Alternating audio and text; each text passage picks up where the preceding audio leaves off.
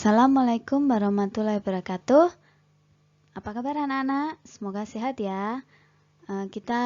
Kali ini kita akan mempelajari bab pertama, yaitu objek IPA dan pengamatannya.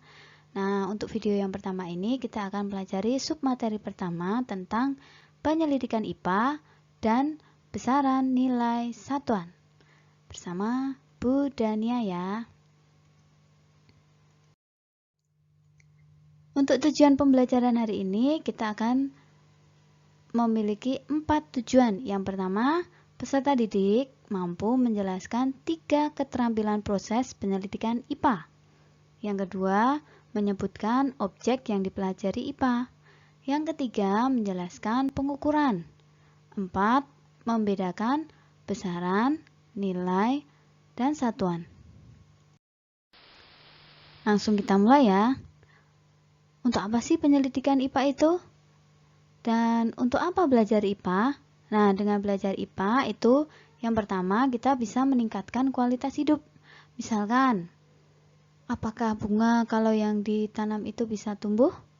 Apakah padi yang ditanam di tanah yang kering itu bisa bertahan hidup? Nah, kemudian yang kedua, memahami berbagai hal di sekitar kita. Misalkan, kenapa langit warnanya biru? Kenapa matahari bisa bersinar?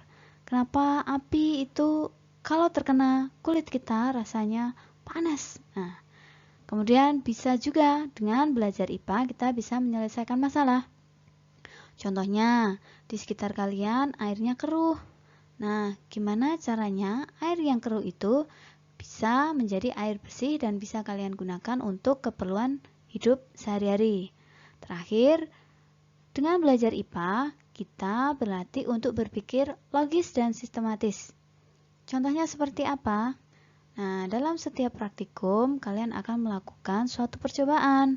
Misalkan A ditambah B, nanti bisa hasilnya C. Kenapa bisa seperti itu? Nah, itu disebut dengan cara berpikir logis dan sistematis. Oke, dalam penyelidikan IPA itu ada 3 tahapan yang penting. Yang pertama itu tahap pengamatan. Nah, tahapan pengamatan itu menggunakan panca indera. Tidak hanya dengan mata saja loh ya. Nah, dalam mengamati suatu benda itu kita menggunakan panca indera. Masih ingat panca itu artinya apa? Ya, panca itu artinya 5.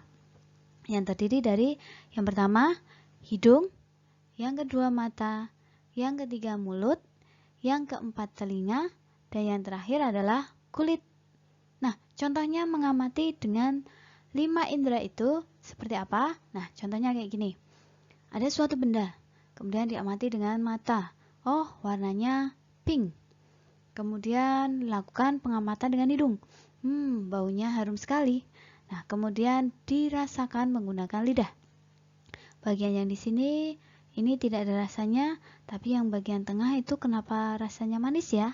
Nah, kemudian amati dengan kulit, disentuh. Oh, ini halus. Nah, yang bagian bawah ada kasar-kasarnya sedikit. Nah, itu adalah pengamatan terhadap objek IPA yang disebut dengan bunga. Nah, seperti itu. Itu contoh pengamatan. Kemudian tahap yang kedua disebut dengan inferensi. Nah, inferensi itu apa? Inferensi itu merumuskan penjelasan berdasarkan pengamatan. Penjelasan ini digunakan untuk menemukan pola-pola atau hubungan antar aspek yang diamati dan membuat perkiraan. Contohnya apa? Nah, kalau siang hari udaranya panas, membuat gerah, kemudian pada saat selang beberapa waktu, tiba-tiba langitnya berubah menjadi agak gelap, atau biasa disebut dengan mendung. Kemudian suhunya tiba-tiba menjadi turun. Nah, biasanya pola seperti ini dari panas dulu, kemudian langit tampak mendung, suhunya menjadi dingin. Ini biasa perkiraan apa yo? Perkiraan mau hujan. Nah, pola-pola seperti dari panas, kemudian langitnya mendung, kemudian suhunya jadi dingin. Nah, itu disebut suatu pola yang munculnya kalau mau hujan itu selalu seperti itu. Nah, kemudian timbullah suatu perkiraan. Oh, ini mau hujan. Nah, inilah yang disebut dengan inferensi. Suatu pola yang umum yang biasanya digunakan untuk melakukan suatu perkiraan. Kemudian yang terakhir itu adalah mengomunikasikan. Nah, mengomunikasikan hasil penyelidikan itu baik lisan. Lisan itu berarti dengan berbicara secara langsung maupun dengan tulisan. Kalau yang disampaikan dalam bentuk tulisan itu bisa dalam bentuk tabel, grafik, bahkan ataupun juga dengan gambar. Nah, kalau biasanya dalam pelajaran tatap muka secara langsung, dalam mengomunikasikan biasanya kalian presentasi, menyampaikan di depan kelas, bisa dengan berupa gambar, bisa grafik, ataupun bisa dengan tabel, dan kalian menjelaskan di depan kelas. Nah, seperti itu jika kita dalam proses tatap muka secara langsung. Nah, berhubung kita pandemik, kita hanya bisa berkomunikasi dengan WhatsApp ya. Objek IPA, apa aja yang dipelajari dalam pelajaran IPA? Dalam pelajaran IPA kita mempelajari dua kelompok. Yang pertama namanya biotik. Bio itu artinya hidup. Kemudian yang kelompok kedua itu adalah abiotik. A artinya tidak, bio artinya hidup. Biotik artinya hidup, abiotik artinya tidak hidup. Apa saja yang masuk kelompoknya biotik? Nah, kelompoknya biotik biasa disebut dengan makhluk hidup. Terdiri dari bakteri, jamur, hewan, tumbuhan, dan tentunya manusia. Kemudian untuk yang abiotik, ini biasa disebut dengan benda tak hidup. Ada air, ada tanah, cahaya, api, dan udara. Seperti yang ada ditampilkan dalam gambar ini, ada 3 gambar. Nah, dalam objek IPA yang dipelajari itu ada yang objeknya sangat kecil sekali, atau yang dalam gambar di A ini disebut dengan virus. Kita tidak bisa mengamati virus secara langsung. Dibutuhkan alat yang dinamakan dengan mikroskop. Kemudian untuk yang B, ini adalah tumbuhan, kita bisa dapat mengamati secara langsung. Untuk yang C, ini adalah ikan. Kemudian IPA, kita juga mempelajari atom. Atom itu ukuran terkecil penyusun suatu benda. Kemudian dari yang terkecil kita ke yang besar. Nah, IPA juga mempelajari tentang tata surya. Ini. Dalam penyelidikan IPA, pengukuran itu suatu hal yang sangat penting. Dalam kehidupan sehari-hari, kalian juga sering melakukan pengukuran. Nah, contoh di gambar ini yang pertama, kita mengukur panjang meja menggunakan jengkal tangan. Kemudian kita mengukur panjang tembok menggunakan satuan depa. Nah, depa itu yang menggunakan tangan direntangkan.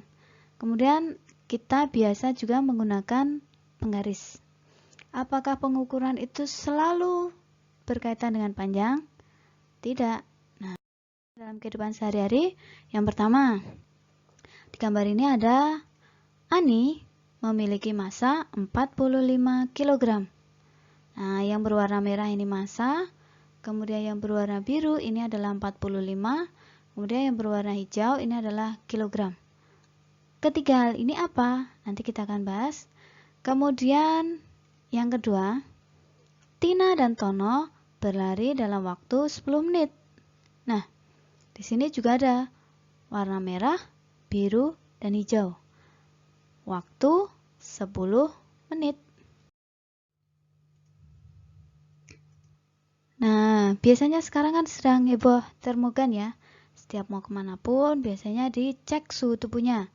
Di sini contohnya suhu tubuh adik 36 derajat Celcius. Kemudian ada panjang sisi kubus adalah 2 cm. Massa, waktu, suhu, panjang ini disebut dengan besaran. Kemudian yang berupa angka ada 45, 10, 36, dan 2 ini disebut dengan nilai. Kemudian yang terakhir ada kilogram, menit, derajat Celcius, dan sentimeter. Inilah yang disebut dengan satuan. Apa itu besaran, nilai, dan satuan? Besaran adalah sesuatu yang dapat diukur. Dari yang contoh tadi ada panjang, massa, suhu, waktu, kemudian yang lainnya ada kecepatan, ada luas, volume. Nah, kemudian kalau nilai ini selalu dalam bentuk angka. Nilai adalah ukuran yang ditunjukkan dalam bentuk angka. Terakhir satuan. Satuan adalah perbandingan dalam proses pengukuran suatu besaran dengan besaran lain. Contohnya tadi ada kilogram, ada derajat Celcius, ada menit, jam, detik, kemudian ada senti, ada kilometer, dan lain sebagainya. Apa sih pentingnya satuan? Nah, dari gambar di sini, ini ada gambar sapu. Kemudian ada informasinya bahwa sapu panjangnya 1. Kemudian ada pensil. Pensil ternyata panjangnya 10. Ada yang aneh? Untuk nilai, sapu ini hanya 1. Sedangkan untuk pensil, ini nilainya 10. Kalau dilihat dari angkanya, tentunya lebih besar pensil dibandingkan sapu. Tetapi pada kenyataannya, sapu memiliki ukuran yang lebih panjang dibandingkan dengan ukuran pensil. Kenapa hal ini bisa terjadi? Karena di sini tidak mencantumkan yang namanya satuan. Nah, ternyata sapu ini memiliki satuan meter, sedangkan pensil memiliki satuan sentimeter. Nah, masih ingat nggak 1 meter itu ada berapa senti? Ada 100 sentimeter. Nah, kalau dalam bentuk satuan yang sama, sapu ini memiliki ukuran 100 cm, sedangkan pensil memiliki ukuran panjang 10 cm. Nah, kalau seperti ini, baik dari ukuran pengukurannya dengan hasil kenyataannya, sama kan? Lebih besar yang sapu. Nah, seperti itu. Makanya setiap kali kalian menggunakan atau melakukan pengukuran, jangan lupa mencantumkan satuannya. Karena tanpa satuan, nanti bisa memberikan hasil yang berbeda. Nah, sekian dulu untuk pembahasan kita untuk submateri yang pertama tentang penyelidikan IPA dan perbedaan apa itu besaran, nilai, dan satuan. Sekian dulu, terima kasih. Wassalamualaikum warahmatullahi wabarakatuh.